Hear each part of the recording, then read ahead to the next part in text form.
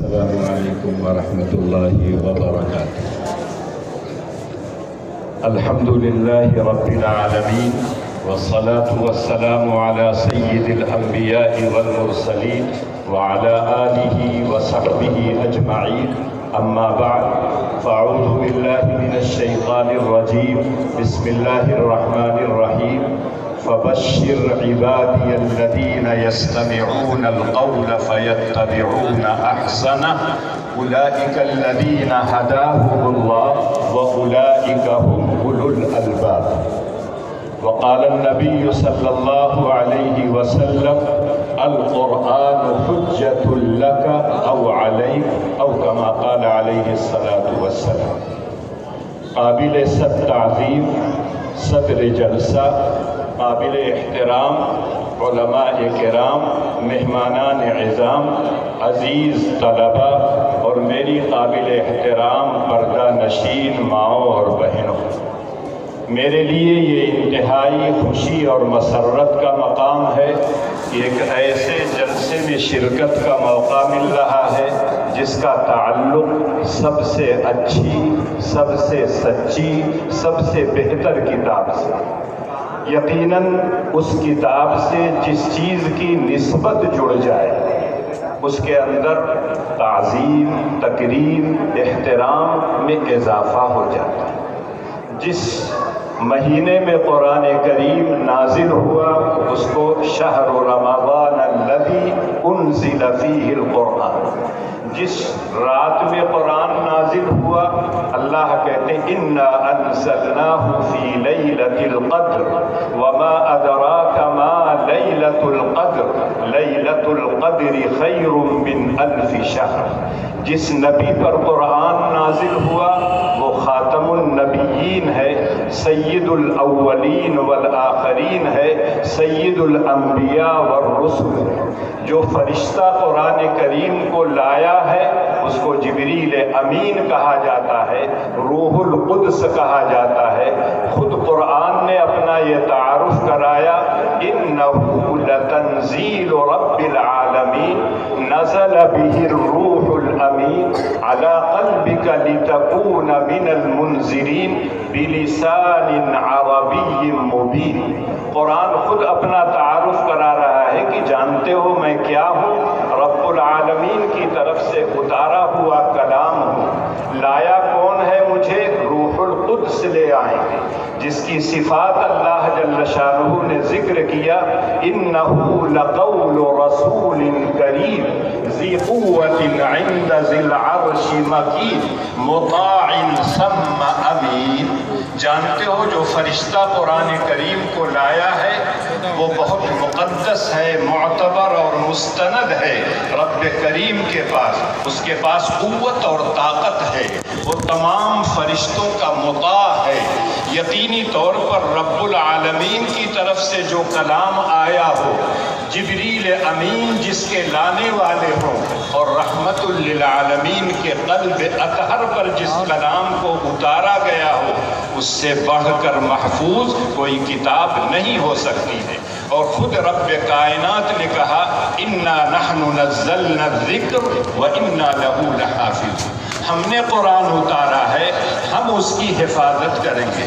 اللہ چاہتے قرآن کی حفاظت کسی بھی مخلوق سے کر سکتے تھے، لیکن اللہ کا یہ بہت بڑا کرم ہے، بہت بڑا احسان ہے کہ اللہ نے اپنی کتاب کی حفاظت کے لیے ان طلبہ کو چنا ہے۔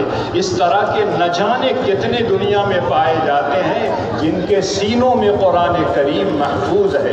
جس سینے میں قرآن محفوظ ہو وہ سینہ زندہ ہے، جس سینے میں قرآن موجود ہو وہ سینہ نور سے بھرا ہوا ہوتا ہے۔ جس میں قرآن کی ایک آیت نہ ہو وہ سینہ تاریک ہوتا ہے، وہ قلب تاریک ہوتا ہے۔ اور یہ بات میں نہیں کہتا، تاجدار مدینہ سرکار دو عالم صلی اللہ علیہ وسلم کا ارشاد ہے کہ جس سینے کے اندر، جس انسان کے دل میں قرآن کریم ہے وہ روشن ہے، وہ زندہ ہے، اور جس کے سینے میں قرآن نہیں ہے وہ لاش تو دکھائی دیتی ہے لیکن وہ زندہ نہیں ہے بلکہ وہ مردہ ہے۔ اس لیے کہ قرآن تو اس لیے اتارا گیا ہے کہ جہاں تاریکیاں ہوں ان تمام تاریکیوں کو جھاڑ دے۔ کتاب انزلناہ الیک لتخرج الناس من الظلمات الی النور باذن ربہم الی صراط العزیز الحمید۔ قرآن ایک ایسی کتاب ہے جہاں جہاں وہ جاتی ہے روشنی لے کے جاتی ہے، اجالا لے کے جاتی ہے، ہر طرح کی تاریکیاں چھٹ جاتی ہیں، ہر طرح کی ظلمات، ہر طرح کی جہالت، ہر طرح کی بدعات، خرافات، یہ تمام کی تمام ختم ہو جاتی ہے۔ قرآن کریم ایک ایسی کتاب ہے جس کے پاس وہ ہوگی باطل اس کے پاس پھٹک نہیں سکتا ہے۔ انہ لکتاب عزیز لا یأتیہ الباطل من بین یدیہ ولا من خلفہ تنزیل من حکیم حمید۔ یہ تو ایک ایسی کتاب ہے کہ نہ سامنے سے، نہ پیچھے سے، نہ دائیں سے، نہ بائیں سے کسی طرف سے باطل نہیں آ سکتا ہے۔ یہ حق ہے اور جہاں جہاں جائے گا حق کا پرچار کرے گا، جہاں جہاں اس کے ماننے والے اس کے حافظ جائیں گے وہاں وہاں قرآن کو، پیغام کو پہنچائیں گے۔ یقیناً قرآن کریم کے بہت سے حقوق ہیں، ان بچوں نے ابھی صرف ایک حق ادا کیا ہے، قرآن کو صحیح طور پر پڑھنا سیکھا ہے، قرآن کو اپنے سینے میں محفوظ کیا ہے۔ اس کے بعد قرآن کو سمجھنے کی بات ہے، قرآن کو سمجھنے کی کوشش کرنا ہے، اس کے لیے جو علوم ہیں اس کو پڑھنا پڑے گا، اور جب قرآن کو سمجھ لیں گے اپنی استطاعت بھر قرآن کی تعلیمات پر عمل کرنا ہے، اور جو لوگ ان تینوں حق کو ادا کریں گے یقینی طور پر قرآن کی تعلیمات کو آنے والی نسلوں تک پہنچائیں گے۔ یہ تمام حقوق قرآن کریم کے ہیں، اور جو آدمی اس حق کو ادا کرتا ہے اللہ کہتے ہیں وہی قرآن کا ماننے والا ہے۔ الذین آتیناہم الکتاب یتلونہ حق تلاوتہ اولئک یؤمنون بہ۔ جو لوگ کتاب کی تلاوت ویسے کرتے ہیں جیسے اس کی تلاوت کا حق ہے اللہ ان کو سند دیتے ہیں اولئک یؤمنون بہ، وہ لوگ قرآن پر ایمان لانے والے ہیں۔ یقیناً یہ بچے مبارکباد کے مستحق ہیں، جتنی ان کی تعریف کی جائے، جتنا ان کا اکرام کیا جائے کم ہے، اس لیے کہ تاجدار مدینہ سرکار دو عالم صلی اللہ علیہ وسلم کا ارشاد ہے اکرموا حملۃ القرآن، یہ حاملین قرآن ہیں، ان کے سینے میں قرآن محفوظ ہے، ان کی تعظیم کیا کرو، ان کا اکرام کیا کرو۔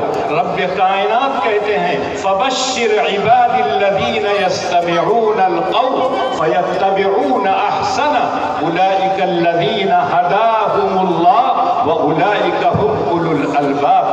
اے نبی آپ میرے ان بندوں کو بشارت اور خوشخبری سنا دیجئے جو اچھی باتوں کو سنتے ہیں اور اس پر عمل کرتے ہیں۔ اللہ اس کے بعد دو انعام کا وعدہ کرتے ہیں، یہی لوگ ہدایت یافتہ ہیں اور یہی لوگ عقل مند ہیں، اولو الالباب ہیں۔ اللہ کے رسول کا ارشاد ابھی آپ سن چکے ہیں خیرکم من تعلم القرآن وعلمہ، بہتر تم میں وہ ہے جو قرآن کو پڑھے، قرآن کو پڑھائے، قرآن کو سمجھے، قرآن کو سمجھائے، قرآن کو چاہے مسجد میں پڑھے اور پڑھائے، چاہے درسگاہ میں پڑھائے، کہیں بھی پڑھنے اور پڑھانے کا جو کام کرتا ہو۔ اللہ کے رسول کہتے خیرکم من تعلم القرآن وعلمہ، جہاں قرآن کریم کو پڑھا اور پڑھایا جاتا ہے اس جگہ کی جو لوگ نگرانی کرتے ہیں، حفاظت کرتے ہیں، ان بچوں کے لیے جو سہولتیں مہیا کرتے ہیں، جو ہر طرح کا تعاون کرتے ہیں، اللہ کے رسول کی اس بشارت میں وہ بھی داخل ہیں خیرکم من تعلم القرآن وعلمہ۔ قرآن اللہ کی کتاب ہے، یہ کتاب ہدایت ہے، سارے جہان کی ہدایت کے لیے آئی ہے۔ اس وقت سے لے کر قیامت تک جتنے لوگ آئیں گے سب کے لیے یہ ہدایت کا پروانہ ہے، ہدی للناس، یہ موعظہ حسنہ ہے، شفاء لما فی الصدور ہے، باعث ہدایت اور باعث رحمت ہے۔ لیکن ہر دور میں کچھ لوگ ایسے پائے جاتے ہیں جو قرآن پر کیچڑ اچھالتے ہیں، قرآن پر انگلیاں اٹھاتے ہیں، کچھ لوگ بے شعوری طور پر اس طرح سے کہہ دیتے ہیں کہ ان بچوں نے قرآن کو حفظ کیا ہے، کون سا کمال کر دیا؟ جہاں قرآن پڑھایا جاتا ہے کون سا کام ہوتا ہے؟ ارے اتنے اچھے بچے جن کے سینے میں قرآن کریم ہو، جس کو نبی یہ کہیں خیرکم من تعلم القرآن وعلمہ، جس کو اللہ کہیں اولئک ہم اولو الالباب، اور آپ ان کو دھرتی کا بوجھ کہیں؟ آپ اپنی زبان کو ذرا سا کنٹرول میں کیجئے۔ اللہ کی کتاب کے حاملین، اللہ کی کتاب کے پڑھنے اور پڑھانے والوں کے متعلق اس طرح کا جملہ نہیں کہنا چاہیے۔ یہ تو ان لوگوں کا جملہ ہے جب قرآن نازل ہو رہا تھا، اس وقت بھی لوگوں نے کہا تھا لولا نزل هذا القرآن على رجل من القريتين عظيم۔ اس وقت بھی کفار مکہ نے کہا تھا یہ قرآن اتارنے کے لیے یہی ملے تھے، ایک یتیم ملا تھا جس کے پاس کچھ نہیں ہے، اللہ کو کوئی اور نہیں ملتا تھا۔ اللہ نے جواب دیا تھا ان کو اس وقت، اَهُمْ يَقْسِمُونَ رَحْمَةَ رَبِّكَ نَحْنُ قَسَمْنَا بَيْنَهُمْ مَعِيشَتَهُمْ فِي الْحَيَاةِ الدُّنْيَا وَرَفَعْنَا بَعْضَهُمْ فَوْقَ بَعْضٍ دَرَجَاتٍ لِيَتَّخِذَ بَعْضُهُمْ بَعْضًا سُخْرِيًّا۔ یہ لوگ اس بات کے متلاشی اور طالب ہیں کہ میں ان سے مشورہ کروں، میں کس کو نبی چنتا ہوں، میں کس کو رسول بناتا ہوں، یہ ان کے مشورے کی ضرورت نہیں ہے۔ اللہ اعلم حیث یجعل رسالۃ، اللہ کہتے ہیں میں جانتا ہوں نبوت اور رسالت کے لیے کون سب سے بہتر ہے، میں نے منتخب کیا ہے۔ یہ در یتیم ہے، اس کی کوئی مثال نہیں ہے۔ دولت ہو سکتی ہے لوگوں کے پاس، فیکٹریاں ہو سکتی ہیں، کارخانے ہو سکتے ہیں، چوپائے اور جانور ہو سکتے ہیں، باغات ہو سکتے ہیں، بینک بیلنس ہو سکتا ہے، لیکن جس شخص کے سینے میں قرآن ہے یہ ایسی دولت ہے، اس دولت کے سامنے ساری دولتیں ہیں۔ اللہ نے کہا میں تم سے مشورہ نہیں کرتا، اس سے بہت ہلکی چیز ہے، روزی میں نے سب کی تقسیم کر رکھا ہے، کسی کو میں نے زیادہ دیا ہے، کسی کو میں نے کم دیا ہے، تاکہ دنیا کا نظام چلتا رہے۔ سارے لوگ اگر مالدار ہو جائیں گے تو مزدور کہاں سے ملیں گے؟ سارے لوگوں کے پاس فیکٹریاں اگر ہو جائیں گی تو کام کرنے والے کہاں سے ملیں گے؟ سارے لوگ اگر کیا ہے ناظم اور وزیر اعظم بن جائیں گے تو کس کے اوپر حکومت وہ کریں گے؟ یہ دنیا کا نظام رب کائنات نے بنایا ہے، کسی کو دولت دی ہے، کسی کو حسن و جمال دیا ہے، کسی کو اللہ نے اولاد دی ہے، کسی کو اللہ نے علم نافع سے نوازا ہے۔ یقینی طور پر ہم کو اور آپ کو بہت سوچ سمجھ کے کہنا چاہیے، جہاں یہ بچے پڑھتے ہیں اس سے بہتر کوئی جگہ نہیں ہو سکتی، اس لیے کہ مساجد میں قرآن پڑھا جاتا ہے۔ اللہ کے رسول کہتے ہیں دنیا کا سب سے بہترین مقام مسجد ہے اور سب سے بدتر مقام بازار ہے۔ لیکن آج معاشرے میں جائیے تو بازار کو لوگ اچھا سمجھتے ہیں، بازار میں اٹھنا بیٹھنا وہ لوگ اچھا سمجھتے ہیں، مسجد میں اگر جاتے ہیں ذرا سا دیر ہو جاتی ہے تو پسینہ چھوٹنے لگتا ہے، تکلیفیں ہونے لگتی ہیں، جبکہ وہ سب سے بہترین جگہ ہے، خیر البقاء ان کو کہا گیا ہے۔ یقینی طور پر یہ بچے بڑے قیمتی ہیں۔ جو لوگ کہتے ہیں کہ یہ دھرتی کے بوجھ ہیں، دھرتی کے بوجھ نہیں ہیں، یہ دھرتی کے ہیرے ہیں، جواہر ہیں، ان کی کوئی قیمت نہیں ادا کر سکتا۔ یہ بات میں نہیں کہتا، اگر ابو ذر کہے تو آپ کہہ سکتے ہیں کہ یہ مبالغہ کر رہا ہے۔ رب کائنات جس نے اس پوری کائنات کو بنایا ہے، اس پوری کائنات کو سنوارا اور سجایا ہے، اس کائنات کے پورے نظام کو وہ دیکھتا ہے، وہ اپنے نبی سے کہتا ہے وَلَقَدْ آتَيْنَاكَ سَبْعًا مِنَ الْمَثَانِي وَالْقُرْآنَ الْعَظِيمِ لَا تَمُدَّنَّ عَيْنَيْكَ إِلَى مَا مَتَّعْنَا بِهِ أَزْوَاجًا مِّنْهُمْ وَلَا تَحْزَنْ عَلَيْهِمْ وَاخْفِضْ جَنَاحَكَ لِلْمُؤْمِنِينَ۔ اے نبی ہم نے آپ کو 7 آیتوں والی ایک سورت عطا کی جو آپ نماز میں بھی پڑھتے ہیں، غیر نماز میں بھی پڑھتے ہیں، بار بار اس کو آپ دہراتے ہیں۔ یہ اس کے ساتھ ساتھ پورا قرآن ہم نے آپ کو دیا ہے۔ یہ دولت آپ کے پاس اتنی انمول دولت ہے، اس کے ہوتے ہوئے نگاہ اٹھا کر بھی ان چیزوں کی طرف مت دیکھیے جن کو ہم نے کفار مکہ کو دے رکھا ہے۔ میں اسی آیت کی روشنی میں اپنے ان چھوٹے بھائیوں سے، اپنے بیٹوں سے یہ کہنا چاہتا ہوں کہ کبھی بھی قرآن جیسی دولت کے ہوتے ہوئے کسی کی جیب پر نظر نہیں ہونا چاہیے، کسی کی کوٹھی پر نظر نہیں ہونا چاہیے، کسی کے گاڑی پر نظر نہیں ہونا چاہیے۔ تمہارے پاس جو دولت ہے اس دولت کی وجہ سے اللہ دنیا میں بھی نوازیں گے اور آخرت میں تم کو کیا کیا دیں گے۔ وَلَكُمْ فِيهَا مَا تَشْتَهِي أَنفُسُكُمْ وَلَكُمْ فِيهَا مَا تَدَّعُونَ۔ مال تو آنے جانے والی چیز ہے، مال تو ختم ہونے والی چیز ہے۔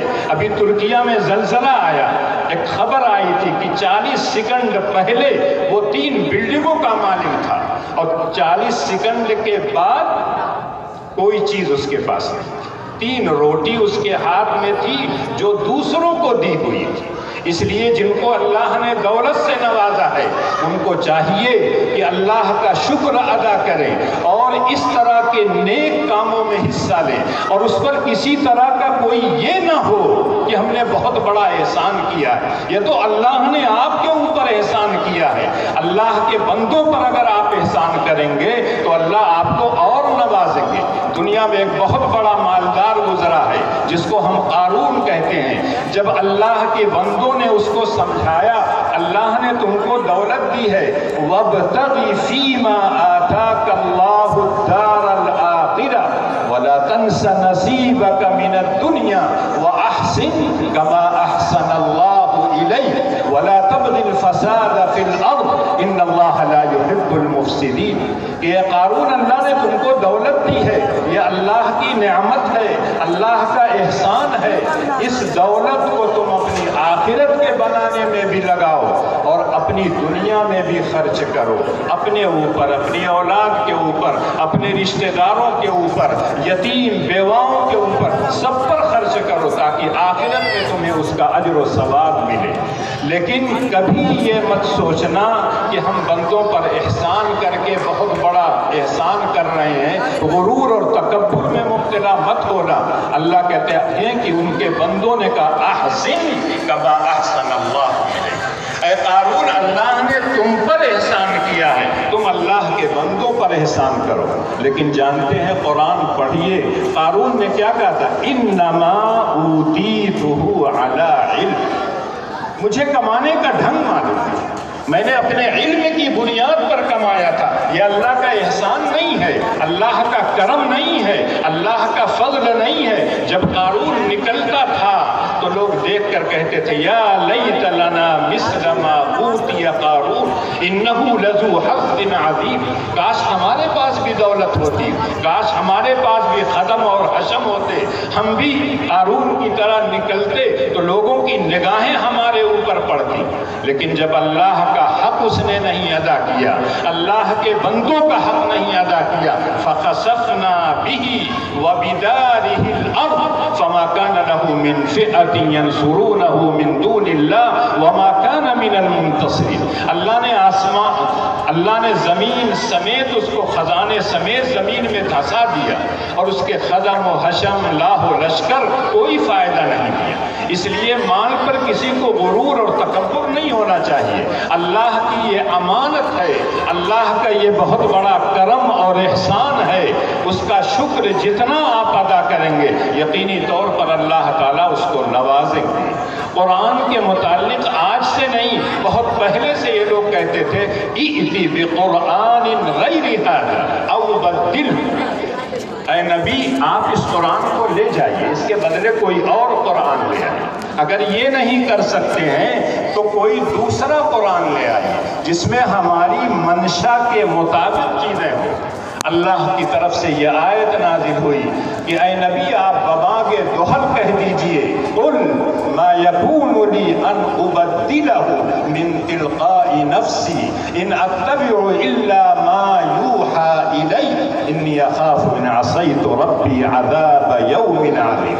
اے نبی آپ کہہ دیجئے مجھ پر قرآن اتارا گیا ہے لیکن میں نے اس میں ذرہ برابر کوئی خیانت نہیں کی ہے، ذرہ برابر کوئی کمی اور زیادتی نہیں کی ہے۔ جیسا اللہ نے مجھ کو دیا ہے میں نے اپنی امت کو پہنچایا ہے۔ صحابہ کو اللہ کے رسول نے دیا، صحابہ نے تابعین کو دیا، تابعین نے تبع تابعین کو، اور قیامت جیسا کہ آپ سن چکے ہیں کہ قرآن کے حفاظ کے علاوہ دنیا میں کسی کتاب کے حافظ نہیں پائے جاتے۔ بہت سے شعراء بڑے اچھے ہوتے ہیں، لیکن خود ان کو اپنے اشعار پورے یاد نہیں ہوتے، بغیر ڈائری کے وہ پڑھتے نہیں ہیں۔ آج کل تو موبائل آ گیا ہے، کھول کے پڑھتے ہیں، لیکن قرآن ایک ایسی کتاب ہے، چھوٹے چھوٹے گاؤں میں چلے جائیے، چھوٹے چھوٹے گلیوں میں چلے جائیے، بہت سے حفاظ آپ کو ملیں گے۔ اسی مجمع میں اگر ہاتھ اٹھایا جائے کہ غالب کا حافظ کون ہے، علامہ اقبال کے اشعار کا حافظ کون ہے، تو شاید کسی کا ہاتھ نہ اٹھے، لیکن اگر کہا جائے کہ قرآن کے حفاظ کون ہیں، تو یہ بچے آپ کے سامنے بیٹھے ہوئے ہیں، بقیہ پیچھے اور اسٹیج بھی بہت سے لوگ ایسے ہیں جن کے سینوں میں قرآن محفوظ ہے۔ یقیناً بہت بڑی دولت ہے، بہت بڑی امانت ہے۔ اس امانت کی ادائیگی میں جو لوگ لگے ہوئے ہیں، ہمیں ان کا تعاون کرنا چاہیے، ان کی پشت پناہی کرنی چاہیے، ان کو ہمت بڑھانا چاہیے، ان کو حوصلہ دینا چاہیے، اپنے بچوں کو بھی حوصلہ بڑھانا چاہیے۔ بعض لوگ یہ کہتے ہیں کہ قرآن حفظ کر لیا، طوطے کی طرح رٹ لیا، کون سا کمال کر دیا۔ میں آپ سے کہنا چاہتا ہوں، چھوٹے چھوٹے مکتب میں، چھوٹے چھوٹے مدرسوں میں اتنے حفاظ تیار ہو جاتے ہیں۔ جو لوگ آج بہت سے کہتے ہیں IAS بنا دیجیے، IPS بنا دیجیے، کیا صرف یہ 2-2.5% جو لڑکے مدرسوں میں پڑھتے ہیں انہی کو سب کچھ بنانا ہے؟ جو آپ کے کالجوں میں، یونیورسٹیوں میں پڑھتے ہیں، ان کو کچھ نہیں فکر ہے؟ کہاں جا رہے ہیں وہ لوگ؟ ارتداد کتنی تیزی کے ساتھ پھیل رہا ہے۔ صرف آپ کو ایک واقعہ سناتا ہوں، ابھی ایک فلم پٹھان نکلی ہے، نوجوان کہہ رہے ہیں کہ حکومت نے منع کیا ہے، جن لوگوں نے کبھی نہیں فلم دیکھی ہے وہ کہتے ہیں ہم فلم دیکھیں گے، لیکن قرآن جیسی عظیم کتاب جب کہیں جلائی جاتی ہے، ہمارے نوجوانوں کی پیشانی پر شکن لگ جاتی ہے۔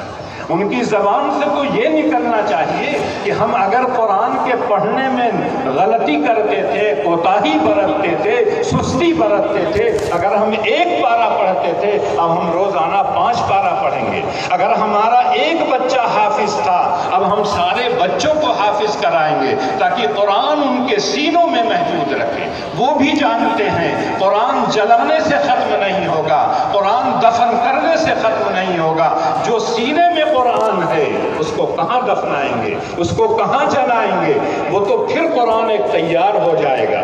یقینی طور پر اتنی بڑی دولت ہے جو اللہ نے ہم کو اور آپ کو نوازا ہے، اللہ حفاظت کا ہم سے کام لے رہے ہیں، ہم کو شکر ادا کرنا چاہیے اور ان بچوں کی حفاظت بھی کرنا چاہیے، ان کا ہر طرح سے تعاون کرنا چاہیے۔ مدرسوں کو آپ کس طرح کے بچوں کو دیتے ہیں؟ جو آپ کا سب سے ٹاپ بچہ ہوتا ہے، ذہین ہوتا ہے، اچھا ہوتا ہے، اس کو تو آپ نرسریوں میں بھیجیں گے، اس کو آپ عیسائی مشن کے اسکولوں میں بھیجیں گے۔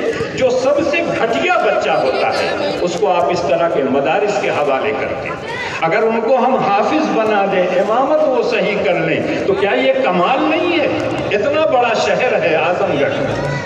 میں آپ سے پوچھتا ہوں، میں 93 سے یہاں ہوں، اس کو دیار شبلی اور دیار سلیمان کہا جاتا ہے، علم کا گہوارہ کہا جاتا ہے۔ 93 میں میں آیا ہوں، میرے ساتھ ایک حافظ صاحب کھانا کھاتے تھے، یہی مدرسے میں پڑھاتے تھے۔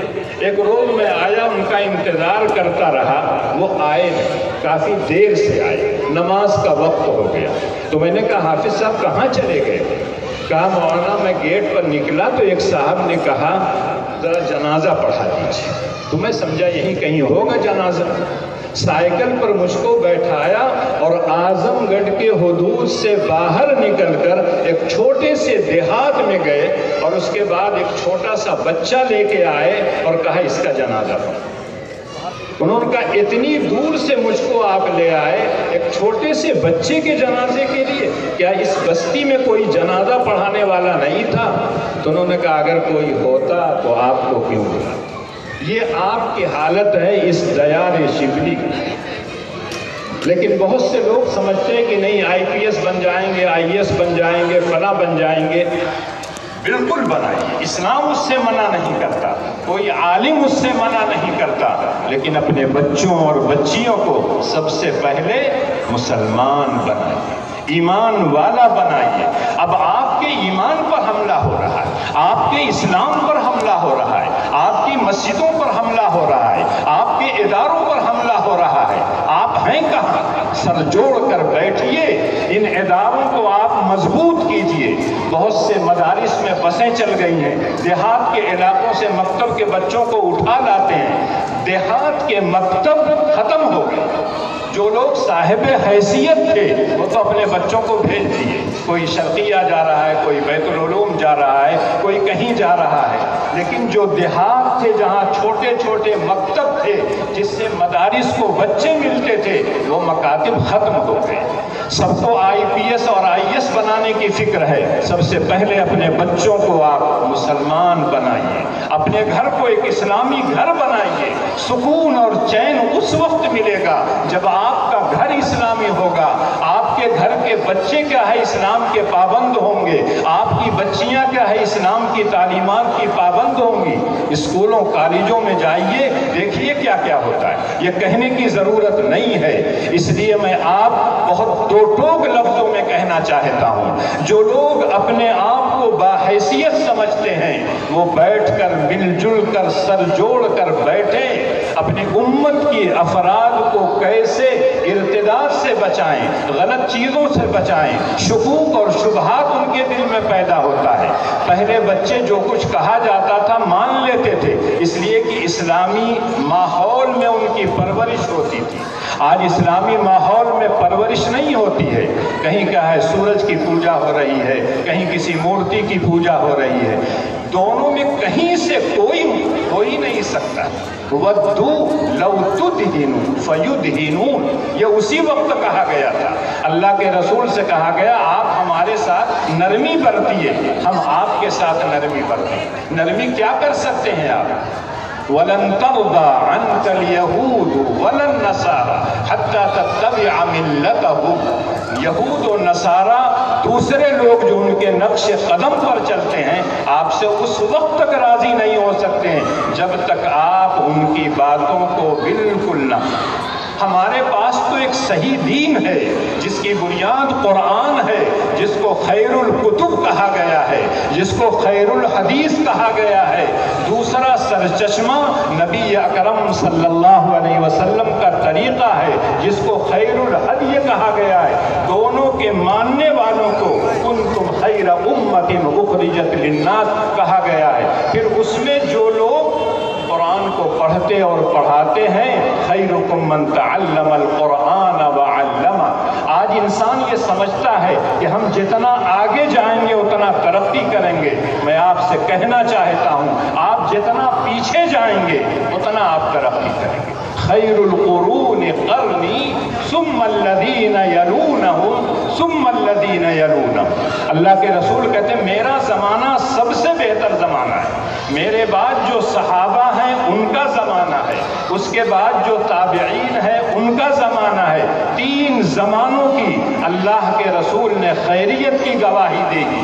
جتنا ہم نبی کے زمانے سے قریب ہوں گے، جتنا ہم صحابہ کے زمانے سے قریب ہوں گے، جتنا ہم تابعین کے زمانے سے قریب ہوں گے، ان کے نقش قدم پر چلیں گے، ان کی باتوں کو مانیں گے، اتنا ہی ہمارے اندر خیریت آئے۔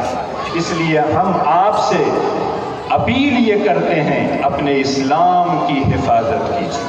اسلام کو خطرہ نہیں ہے، مسلمان کو خطرہ ہو سکتا ہے، لیکن اگر اسلام کو آپ اپنائیں گے آپ محفوظ رہیں گے۔ بلکہ میں آپ کو اس اسٹیج سے جامعۃ الرشاد کے صحن میں آپ کو یہ بشارت سناتا ہوں، اگر اللہ نے قرآن کی حفاظت کا وعدہ کیا ہے، حدیث جو قرآن کی تفسیر ہے وہ بھی محفوظ ہوگی۔ جو لوگ قرآن کے پڑھنے اور پڑھانے میں لگے ہیں اللہ ان کی بھی حفاظت کرے گا۔ جہاں قرآن پڑھا اور پڑھایا جاتا ہے مدارس اور مساجد کی بھی اللہ حفاظت کرے گا۔ اگر آپ اپنی حفاظت چاہتے ہیں، اپنی اولاد کی حفاظت چاہتے ہیں، چاہتے ہیں، اپنے معاشرے کو اسلامی معاشرہ بنانا چاہتے ہیں، جنت کی نعمتوں کے حقدار بننا چاہتے ہیں، جہنم کے عذاب سے دور رہنا چاہتے ہیں، آئیے اس بات کا عہد کیجیے کہ آج سے ہم اس کتاب کو پڑھیں گے، سمجھنے کی کوشش کریں گے، اس پر عمل کریں گے، اس کی تعلیمات کو آنے والی نسلوں تک پہنچائیں گے۔ اللہ مجھ کو بھی اور آپ کو کہنے اور سننے سے زیادہ عمل کی توفیق عنایت فرمائے۔ وآخر دعوانا ان الحمد للہ رب